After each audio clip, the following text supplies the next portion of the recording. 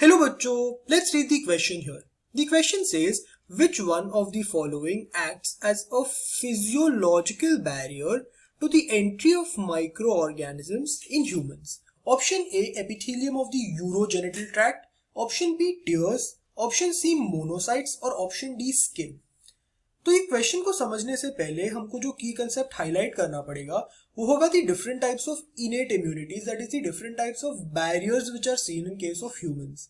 सो जो barriers humans में देखे जाते हैं वो होते हैं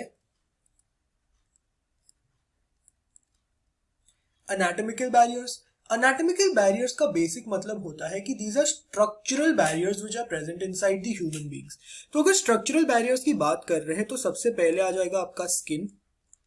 स्किन के साथ it also consists of the epithelium. Epithelium के ऊपर there is a slight covering of mucus.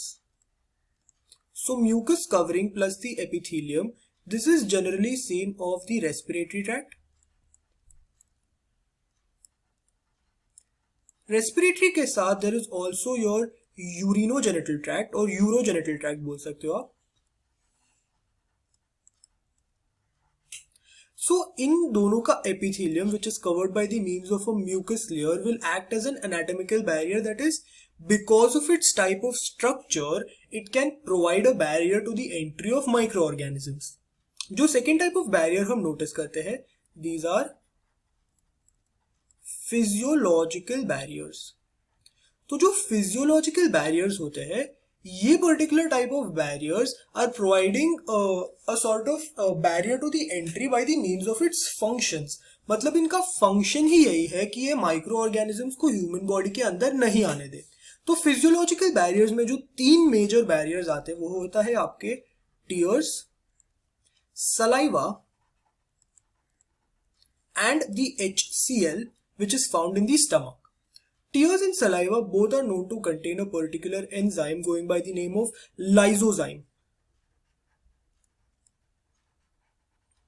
ये lysozyme बैक्टीरियल एंट्री को प्रिवेंट करता है.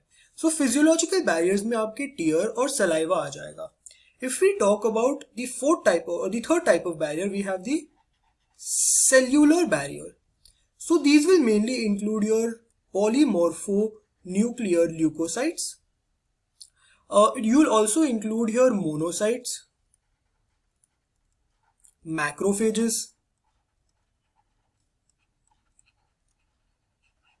and natural killer cells.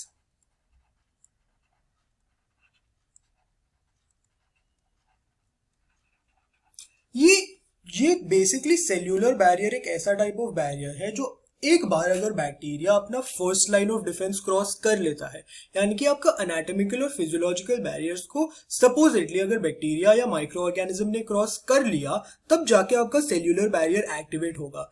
ये बेसिकली आपके टाइप ऑफ WBCs रहेंगे which will identify the micro organism and perform phagocytosis.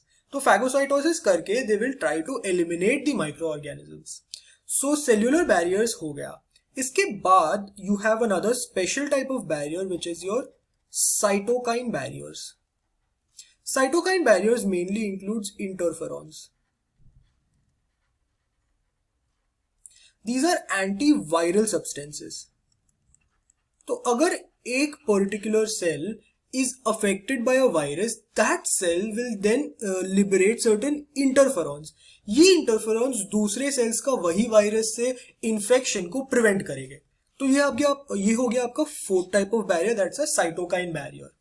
जिसकी वजह से इस क्वेश्चन का आंसर हो जाना चाहिए फिजियोलॉजिकल बैरियर पूछा है. फिजियोलॉजिकल बैरियर का एक एग्जांपल है tears. So option B tears should be the correct answer for this question. अगर हम समराइज करें कि हमने इस क्वेश्चन में क्या किया, पहले हमने पढ़ा कि चार टाइप ऑफ बैरियर्स कौन से होते हैं: anatomical barrier, physiological barrier, cellular barriers और साइटोकाइन बैरियर्स. क्योंकि क्वेश्चन में हमको फिजियोलॉजिकल बैरियर का एग्जांपल पूछा है, we come to the conclusion that tear should be the correct answer for this question. So option B tears becomes the correct answer. I hope you understood this question well. Best of luck.